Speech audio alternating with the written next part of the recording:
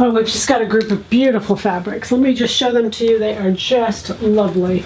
Not just in color, not just in fiber, just in everything. There's a little cut right there. But anyway, it's got beautiful drape, very dense fabric. It's a cotton poly, but the density is lovely. So for pants, it would just work absolutely stunning.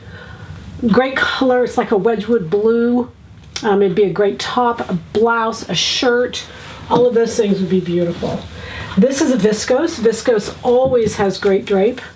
We see it over and over again how good that drape is. It's really a beautiful.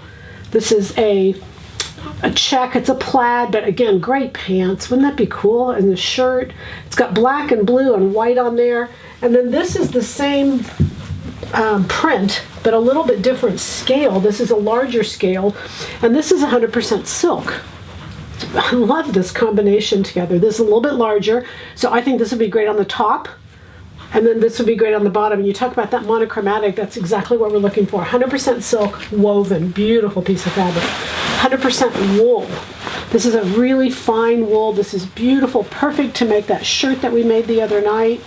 And just a lovely, like a real charcoal gray. Beautiful, 100% wool.